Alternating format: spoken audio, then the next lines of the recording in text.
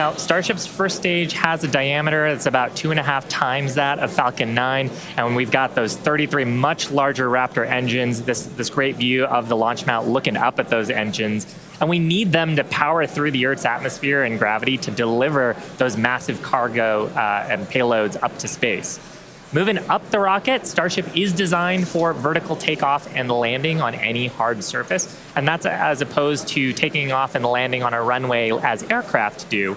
And that's important because there are no runways on the Moon and Mars where we're going. The ship, which we're looking at now, features 6 Raptor engines. 3 of them are sea-level engines, 3 of them are vacuum engines. That means that those vacuum engines are optimized with a larger engine nozzle to operate in the vacuum of space and get us higher performance. The ship is also outfitted with 4 flaps to help aerodynamically control the vehicle's attitude during atmospheric flight and enable a precision landing.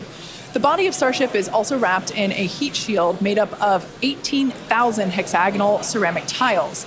Those are designed to insulate the vehicle during atmospheric entry, where temperatures can be as high as 2,600 degrees Fahrenheit.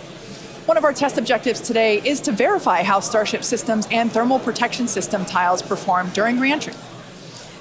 And in between the first and second stages is our hot stage, which is critical for our newest separation technique, which we saw in action during flight test 2. Yeah, that was a pretty exciting first for our team. Hot staging had never been done before as part of a reusable space transportation system, let alone on a vehicle with the size and power of Starship. Now, at about liftoff plus 2.5 minutes, the booster shut down most of its 33 engines, leaving just 3 of them running, and then the ship simultaneously ignited all 6 of its engines. Some clamps separated, and the ship thrusted away. That was the first in-flight test of the heat shield, and we were able to gather a ton of valuable data about hot staging.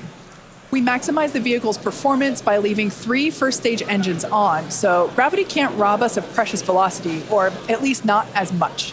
Hot staging also helps to ensure the ship's liquid propellants are at the bottom of the propellant tanks, which is where we need them to be in order to quickly light the ship's engines.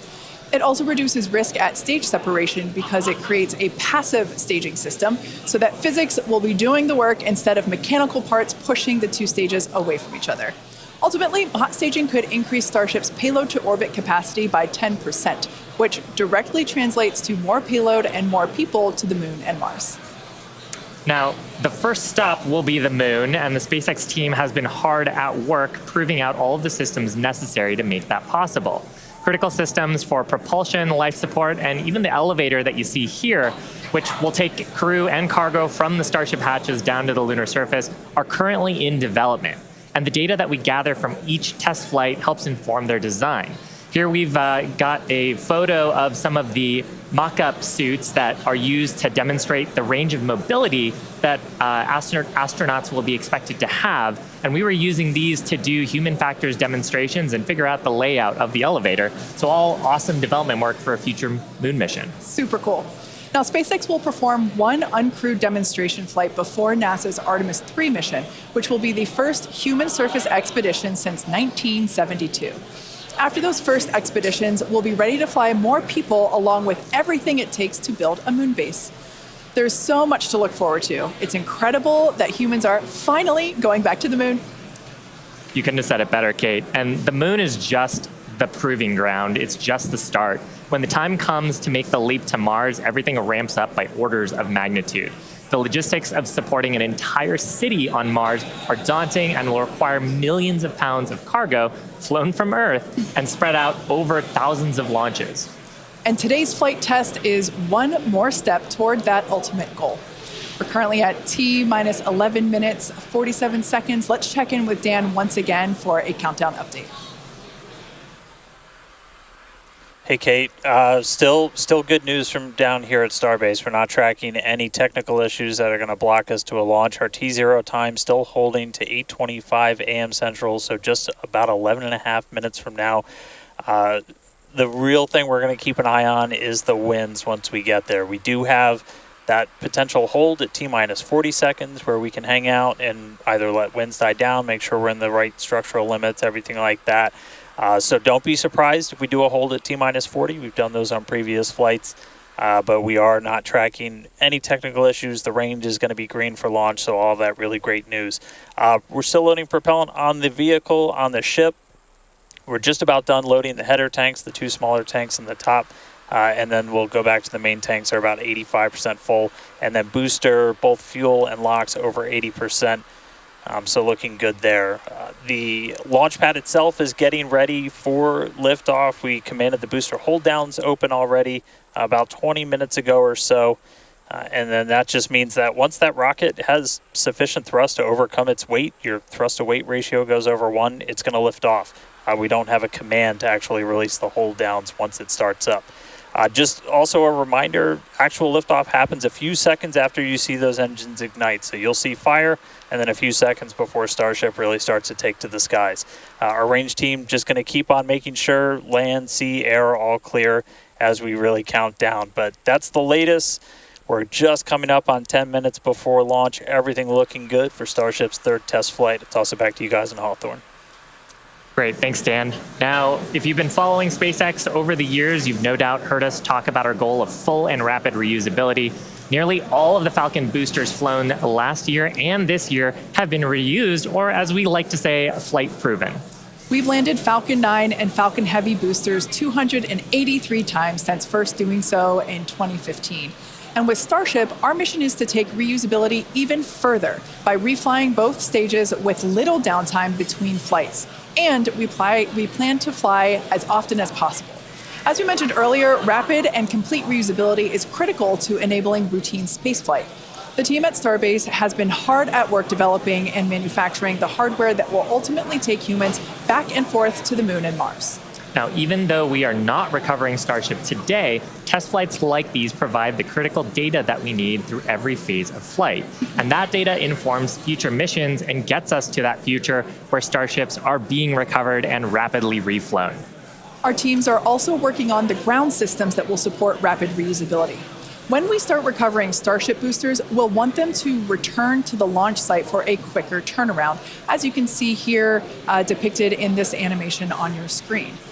This is when the tower reveals its dual purpose. After launch, the arms or the chopsticks on the tower will help guide the booster into position to ensure a soft landing.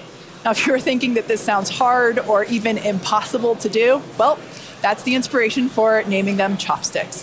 Some of you might recall a little film called The Karate Kid, where Mr. Miyagi famously taught the main character, Daniel, that if he could catch a fly with chopsticks, he could accomplish anything.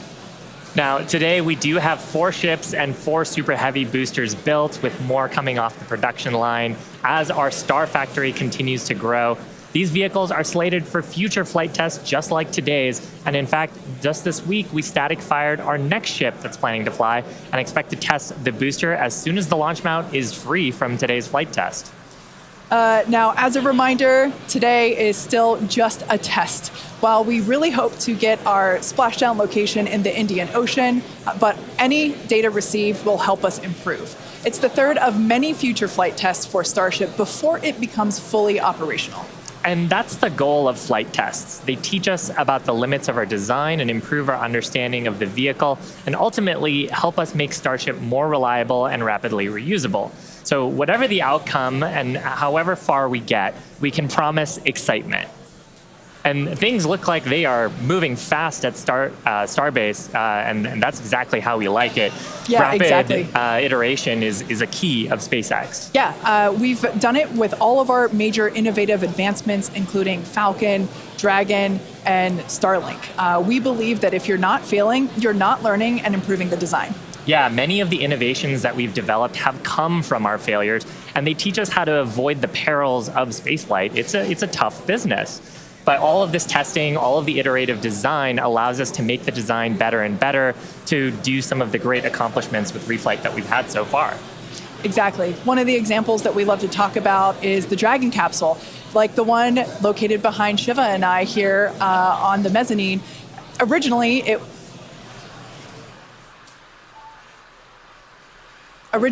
was not designed to be reusable. We wanted to prove the initial design, and then when we brought Dragon 2 online, we had to do a lot of corrosion analysis based on flights that had splashed down and analysis on hardware received there. And now our Dragons are reusable and also rapidly at a much rapid pace than they used to be. Yeah. So, I mean, great learnings from our original Dragon to our new crew and cargo vehicles have directly improved the operations, and they've helped us change our understanding of what's possible when it comes to rocket and spacecraft reusability. Now, we're just under T-minus 6 minutes, so I think it's another good time to check in with Dan for the rest of terminal count. How are we looking, Dan? Thanks, Shiva. We're looking good. 5 minutes, 35 seconds, and we're counting down. We are just about at closing the prop load sequences on booster and ship. Just a reminder, ship we're going to close out at around 3 minutes and 30 seconds, booster at about 2 minutes and 50 seconds. Once all of that prop is loaded on board, we'll have about 10 million pounds of propellant on both stages of Starship. Now, after that happens, we'll go through a couple of different procedures with the ground. We'll do what's called pushbacks, clearing out the lines between our prop farm and the vehicles themselves before we get to launch. And then in the next few minutes, we'll get the final guidance system alignments, some final thrust vector control on the booster checks, and all that will be performed. And again, if we need to hold, we have a hold gate built in at T-minus 40 seconds where we can hang out. It sounds like today we'll have about 15 minutes to hold at T-minus 40 if we need to. If we hit that right now, it looks like the most likely reason would be winds. We're not tracking any technical issues to our T0 at 8:25, just about 4.5 minutes from now. So, I mean, everything's really looking good. The booster's almost at full frosty, so we'll see that close out in just a couple of minutes. But we're getting really close to flight, guys. The excitement is definitely growing here in Hawthorne, SpaceX headquarters. There is a large crowd gathering. You might hear them cheering occasionally. Now, Dan mentioned a good point about the holds. We have an opportunity to today hold for a few minutes. And this is a really cool thing about Starship. And we don't have this opportunity with Falcon or Falcon Heavy. Up until the T-minus 40 second point, aborts are just holds. So anything that would trigger an abort prior to T-minus 40 seconds becomes a hold. So that's a really cool feature to allow the team to wait for final checkouts or assess prop levels, engines, avionics, vehicle pressurization. It's really helpful to ensure a liftoff. Yeah, and that's something that is very different from Falcon. I'm sure people have watched our launches, and then we get right down past prop load and then have to scrub because of weather or scrub because of an issue on the vehicle. And we don't have the same constraints on our propellant and our system with Starship, which gives us more availability in the window. And sometimes that's all you need. Sometimes the winds dip just enough where you can launch the rocket safely. And otherwise, if you didn't have that ability to hold a few minutes, you might miss that window and then have to recycle to another day. Yeah, exactly, which is kind of like today. Like we mentioned earlier, winds are the thing that we are watching, so good news there. So we are still continuing to progress. We're looking at liftoff in just under almost 2.5 minutes from now. Super exciting. Like we said before, there's nothing more exciting than watching a test flight for a developmental program, and that's where we're at today. And like we talked about, we have some really ambitious goals for today's test. But really, the point of today's test is to try to get as much data as we can so we can inform the next iteration of the design of Starship, work those things into flight test number 4 and new objectives there that'll eventually get us to that glorious, rapid, reusable future that we so badly want. Yeah, for flight 1, we wanted to clear the pad, and we did. For flight 2, we wanted to get through hot staging separation, and we did. So today, we want to get even further than that and collect as much data as we possibly can. So with all that being said, we're going to check back in with Dan to take us through the final 2 minutes of terminal count.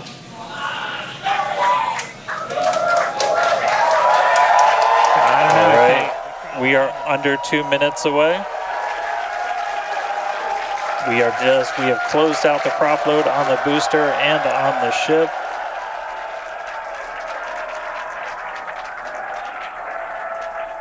And we're starting to hear some good news that it looks like winds are not going to hold us up, so there's a good chance we blow right through that 40-second hold. So we're about 1 minute and 20 seconds away. Just walking you through one last time, we're going to see the engines ignite about 4 seconds before we hit our T0. They're going to ignite in 3 different banks. You'll get 13 of the inners, 15 of the outers, and then the last 5 ignite just 2 minutes before T0. And then after that, the quick disconnect will retract. The engines will start to throttle up, and then we'll see liftoff about 1.5 seconds after T0. So we're under 1 minute away. Don't be shocked if we hold at 40 seconds before, but it sounds like the winds are cooperating today, and we'll be able to move right past that, not tracking any other technical issues that could hold us. Proceeding past our QD vent gate.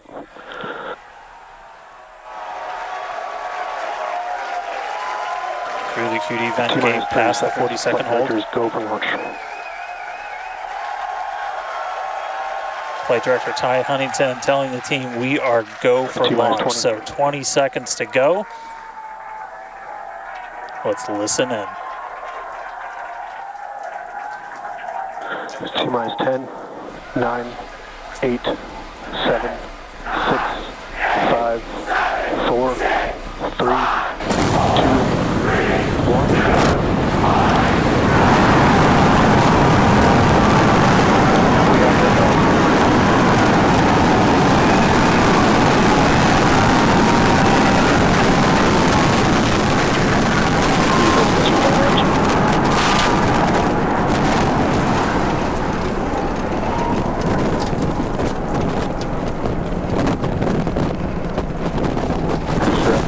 Nominal.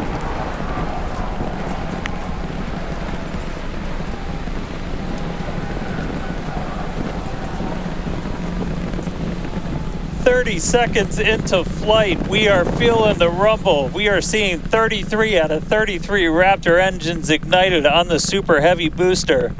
Booster and ship, avionics, power, and telemetry nominal. Acquisition of signal, Corpus Christi. Continuing to get good call outs, our trajectory looking nominal, systems looking nominal. Just amazing to see all 33 lit up once again.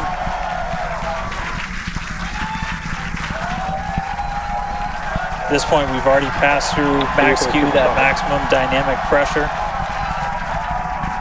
and passing supersonic, so we're now moving faster than the speed of sound, getting those onboard views from the ship cameras.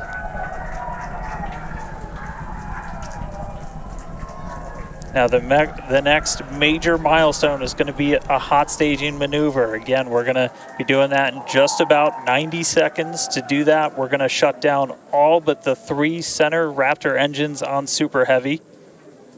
That'll be our MECO, our most engines cut off. And then the clamps holding the 2 stages together are going to release. Starship's second stage will ignite its engines, the RVACs first, the sea levels right after that. The sea level engines will be splayed or just kind of pointed out at about a 15-degree angle. So if you look close and we get good tracking, you might be able to see those center right after. And so those 6 engines will push Starship off of the booster.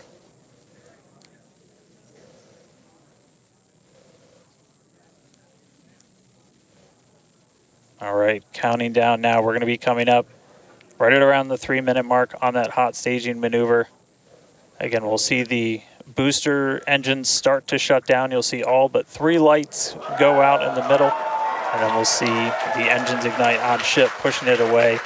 And that will start carrying the ship into space. Booster will start to do its flip and then move into the boost back burn, setting it up for eventual splashdown in the Gulf of Mexico. Stage separation.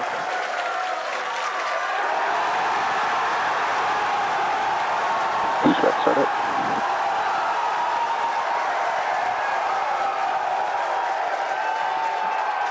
Hot staging confirmed.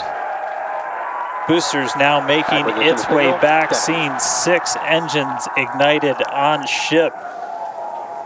Kate, we got a Starship on its way to space and a booster on the way back to the Gulf. Oh man, I need a moment to pick my jaw up from the floor because these views are just stunning.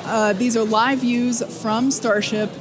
First stage is currently performing the ship avionics, power, and telemetry nominal. Good there, news informing us that the second stage or the ship, everything looking good, nominal there. First stage is currently performing the boost back burn, expecting that to last about 1 minute. That boost back burn. Pressure is nominal. That boost back burn propels the booster back towards the coast, taking it to a landing in the waters of the Gulf of Mexico. We're only using the super heavy boosters 13 center engines from here on out. As whenever they relight, you'll be able to see that in the left bottom corner. Those are the ones that can gimbal. In other words, they move and change direction in order to change the thrust to steer the first stage back to Earth.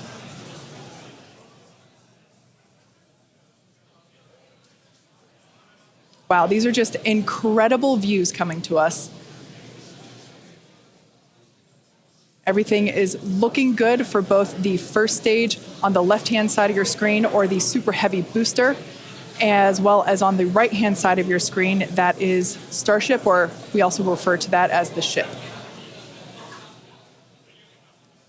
Now, the boost back burn was the first of 2 burns required to return it to Earth. The next one will be the landing burn, where all 13 center engines will initially ignite and then transition into a 3-engine burn to help slow it down. Now, just as a reminder of the stage 1 test objectives, we're looking for controlled ascent, which we have so far. Stage separation, which, gorgeous, we cruised right through it, as well as on a nominal trajectory.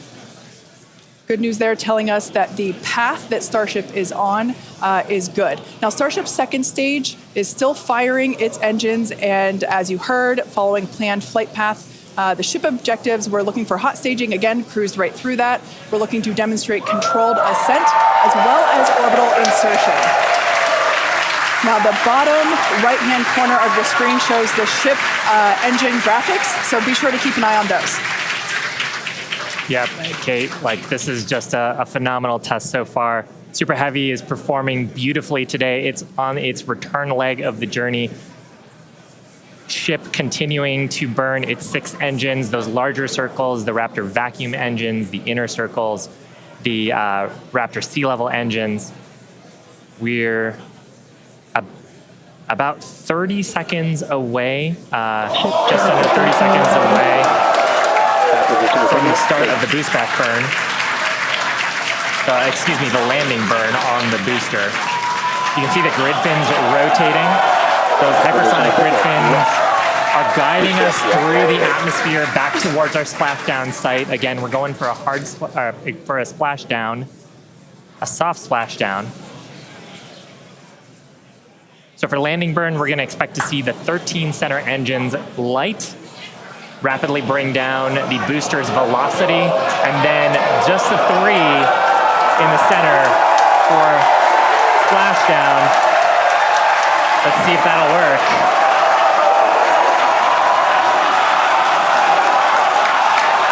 We're getting a few engines.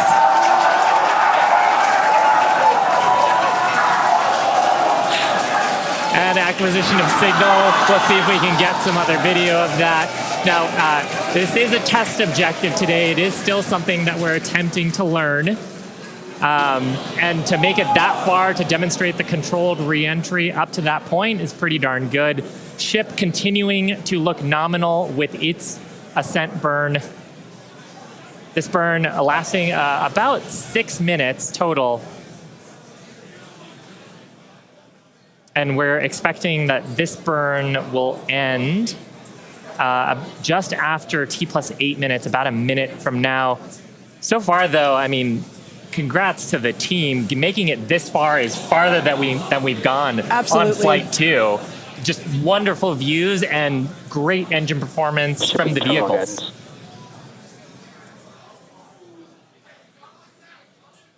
So far, we've hit controlled ascent. We're in the middle of that right now. We demonstrated the hot staging. Kate, as you said, cruised through that. We demonstrated controlled entry of the booster. Just stopped a little short of the engine relight, but hey, that's something we can learn for the next one. Yeah. Now, that view that we just had moments ago was a live shot of Star Command. There you see it again. This is our mission control center at STARBASE. Where vehicle operators are standing by. Now, the next milestone coming up is in less than a minute. At that point, ship will, or I'm sorry, actually it already has. Starship engine cut off. There we go.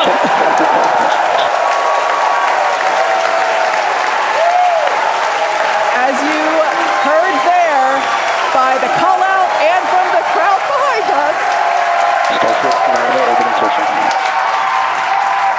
Starship's 6 Raptor engines have successfully shut down. We heard a call out for nominal orbital insertion, which is incredible. Look at these views, Dan.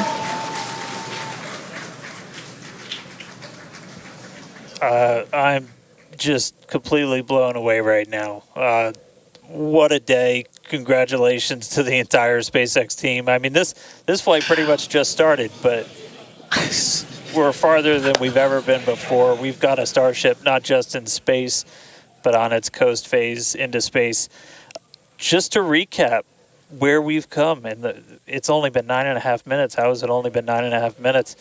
We lifted off right on time at 8:25 a.m. We didn't have to hold at our gate at all. We had 33 out of 33 Raptor engines open up and light and get us through a nominal ascent. Another successful hot stage. All 6 engines on the ship propelling us into orbit. We did see what looked like a nominal boost back burn. And then we did make it all the way to the landing burn this time. Didn't light all the engines that we expected, and we did lose the booster. We'll have to go through the data to figure out exactly what happened, obviously. So be on the lookout for information about that. But wow, a ship in space. We've got a bunch of, as we said, ambitious objectives ahead of us. Over the next couple of minutes and pretty much over the next hour, where we're going to we've got the ship in space. We're now going to take advantage of this and try and learn as much as possible about some of the other systems, including that first ever Raptor relight in space. So it's just going to be incredible. So all of that still to come. The mission just started, but wow, what a liftoff! What a hot stage! What an amazing sight to see Starship there in outer space.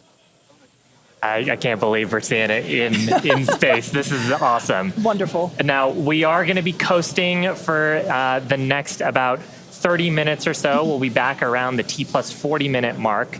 And that'll be Starship continuing to coast, hit those ambitious test objectives, and then continue on to re-entry. We're not totally sure what video that we'll get, since that normally comes to us as we overfly ground stations, and we don't have a ton of those along our trajectory. But as we have video, we'll be sure to bring that to you. Starlink may be able to bring us additional communication paths today that will allow us to talk to Starship through re-entry with no communications blackout period. It's a possibility, but either way, we will be live for all of today's milestones. And of course, when we do have views, signal, Puerto Rico. especially like the ones that we have now, which I just cannot get over.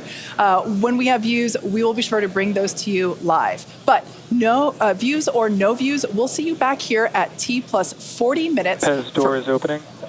And there we just heard call it that Pez door is opening, so that's great. First test. Yeah. One of our test objectives today is to open and close that Pez door. That's where we will deploy Starlink satellites from in the future. So great news there that that test that test objective is already underway. So come back here, stick around till T plus 40 minutes for coverage of Starship's deorbit burn demonstration, followed by its reentry and what is sure to be an exciting splashdown.